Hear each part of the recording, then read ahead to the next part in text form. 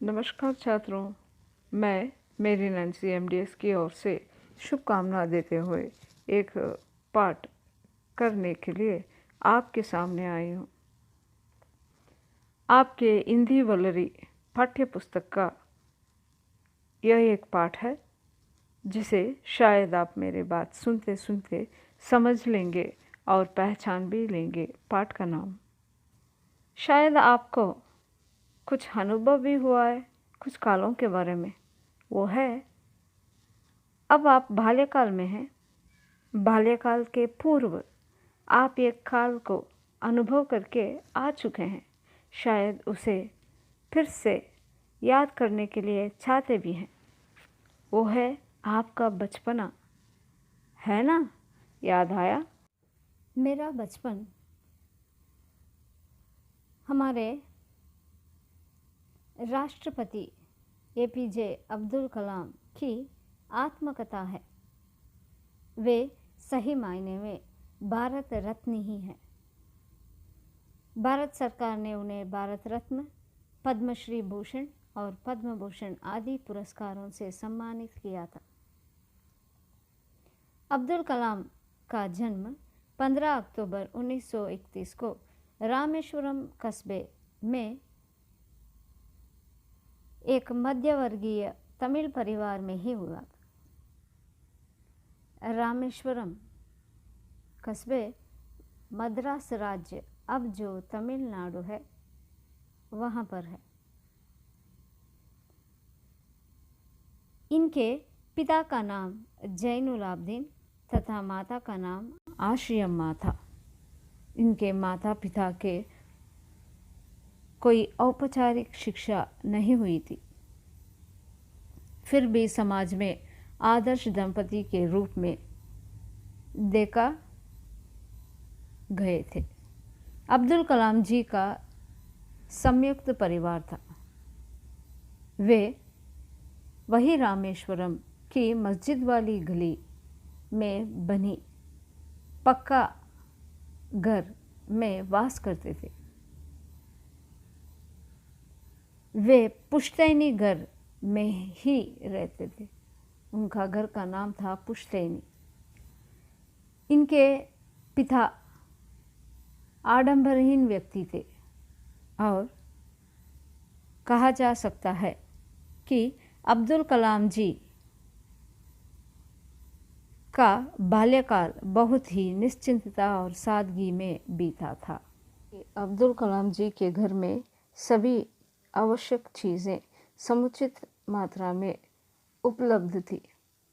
वास्तव में कहा जाता है कि उनके बचपन बहुत ही निश्चिंतता और सादगी में बीता, भौतिक एवं भावनात्मक दोनों ही दृष्टियों से। अब्दुल कलाम जी अपने माता के साथ रसोई घर में नीचे बैठकर ही खाना खाया करते थे। उनके माता अब्दुल कलाम जी के सामने केले का पत्ता बिछाती और उस पर चावल एवं सुगंधित स्वादिष्ट सांभर डालती, साथ में घर का बना अचार और नारियल की ताज़ी चटनी भी होती। तो हम चले व्याकरण की ओर। ये देखिए विलोम शब्द सुंदर के लिए कुरूप, पक्का कच्चा और तीसरा पुरानी नई। रामेश्वरम मंदिर के सबसे बड़े पुजारी पक्षी लक्ष्मण शास्त्री अब्दुल कलाम के पिता के अभिन्न मित्र थे, यानी बहुत पक्के दोस्त। दोनों पारंपरिक वेशभूषा धारण करके आध्यात्मिक विषयों पर चर्चा करते थे। नमाज का महत्व बताते हुए अब्दुल कलाम के पिता कहते, जब तुम नमाज पढ़ते हो तो तुम अपने शरीर से इतर ब्रह्मांड का एक हिस्सा बन जाते हो, जिसमें दौलत, आयु, जाति या धर्म, पंथ का कोई भेदभाव नहीं होता।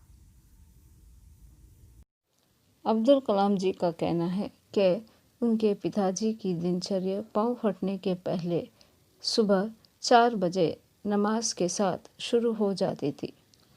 वे नमाज के बाद नारियल के बाग जाते और वहाँ पर 10 नारियल अपने कंधे पर घर उठा ले आते। छात्रों, यहाँ पर आपने सुना होगा पाँव फटना शब्द, जो मुहावरा कहलाता है। मुहावरा एक साधारण शब्दांश नहीं होता, बल्कि ये विशेष शब्दांश है जो बहुत रोचक बनाने के लिए वाक्य के बीचों बीच जोड़ लिया जाता है। इस चित्र को देखिए, यह है बेंच के आगे बीन बजाना। इसका अर्थ होता है मूर्ख व्यक्ति को ज्ञान की बातें बताना।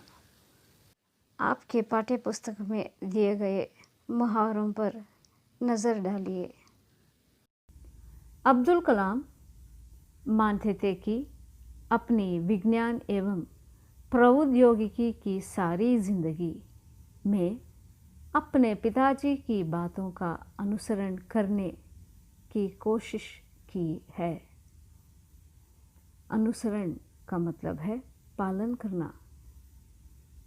अपने पिताजी के मार्गदर्शन से अब्दुल ने माना है कि हमारे बीच एक दैवी शक्ति है जो हमें भ्रम, दुखों, विषाद और असफलता से छुटकारा दिलाती है। यह बात मुझे सही भी लगती है।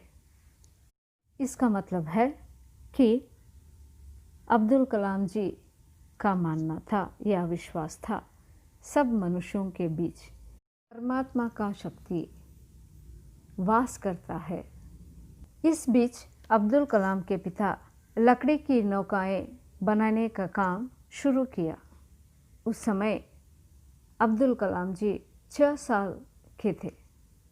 ये नौकाएं तीर्थयात्रियों को रामेश्वरम से धनुषकोडी, सेतुक्राय भी कहा जाता है, वहाँ तक लाने ले जाने का काम में आता था। अब्दुल कलाम के पिता एक स्थानीय ठेकेदार हामिद जलालुद्दीन के साथ समुद्र तट के पास नौकाएं का काम देख लिया करते थे।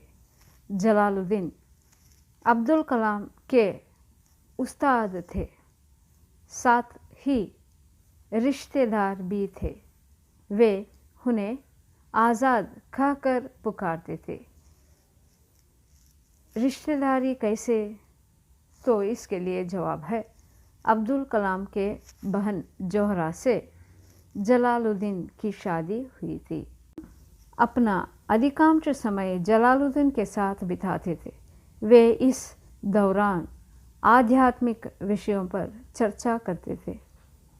जलालुद्दीन को अंग्रेज़ी का अच्छा ज्ञान था, साथ ही उन्हें बाहरी दुनिया की अच्छी जानकारी थी। जलालुद्दीन अब्दुल कलाम को हमेशा शिक्षित व्यक्तियों, वैज्ञानिक खोजों, समकालीन साहित्य और चिकित्सा विज्ञान की उपलब्धियां के बारे में बताते रहते थे। इस प्रकार उन्होंने नई दुनिया का बोध कराया। अब्दुल कलाम जी को बाल्यकाल में पुस्तकें एक दुर्लभ वस्तु बनी थी। इनके घर के पास STR माणिक्यम का निजी पुस्तकालय था। वे किताबें पढ़ने के लिए प्रोत्साहित थे। अब्दुल कलाम भी स्वेच्छा से उनके यहाँ से किताबें लेकर पढ़ा करते थे। चलिए बच्चों, अब हम कुछ शब्द जोड़ लें और कुछ शब्दों का अर्थ भी जान लें। बहुल का मतलब है बहुत, असर का मतलब है प्रभाव, का अर्थ है किनारा, करीबन, लगभग। कलाम के जीवन में जलालुद्दीन अभिन्न मित्र बनकर रहे और दूसरा एक व्यक्ति है जिसके कारण इनके जीवन पर गहरा असर पड़ा, वो है उनके चचेरे भाई शामसुद्दीन। चलिए एक और हम शब्दों को जोड़ लें। प्रश्न देखिए, पहला सवाल है मेरे पिता, दूसरा है मद्रास राज्य, तीसरा है शामसुद्दीन, चौथा है हामिद जलालुद्दीन, पांचवा पक्का दोस्त। तो पहले के लिए उत्तर है जैनुलाब्दीन, दूसरे के तमिलनाडु, तीसरा चचेरे भाई, चौथा अंतरंग मित्र और पांचवा उत्तर है रामानंद शास्त्री। तो बच्चों याद रखना, हम अभ्यास के 7th में जोड़कर लिखिए, अब पूरा किए हैं। अब्दुल कलाम जी के चचेरे भाई शामसुद्दीन रामेश्वरम में अखबारों के एकमात्र वितरक थे, यानी पूरी रामेश्वरम के लिए यही एक पत्र यानी न्यूज़पेपर की डिस्ट्रीब्यूटर थे। इसका मतलब है वितरक। अखबार रामेश्वरम स्टेशन पर सुबह की ट्रेन पहुंचती थी। यह ट्रेन पाम्बन से आती थी। इस एजेंसी को शामसुद्दीन अकेले ही चलाते थे और 1000 प्रतियां बिकती थी। अब्दुल कलाम को बचपन में 3 पक्के दोस्त थे। वे हैं रामानंद शास्त्री, अरविंद और शिव प्रकाश। यह तीनों ब्राह्मण परिवार से ही थे। रामानंद शास्त्री तो रामेश्वरम मंदिर के सबसे बड़े पुजारी पक्षी लक्ष्मण शास्त्री का बेटा था। अलग अलग धर्म पालन पोषण पढ़ाई लिखाई को लेकर हम में से किसी भी बच्चे ने कभी भी आपस में कोई भेदभाव महसूस नहीं किया और करते भी नहीं। वे है मुग्ध बच्चे। चलिए छात्रों, अब हम अंत तक पहुंच गए। आपके अभ्यास प्रश्नों को एक बार देख लीजिए। उनके लिए हर एक सवाल की जवाब यहाँ पर दिया गया है, तो आप ध्यान से इसे लिख लीजिए ताकि आपकी परीक्षा के लिए बहुत उपयोगी हो सकता है। तो अगले पाठ में मिलेंगे, तब तक के लिए धन्यवाद। Thank you.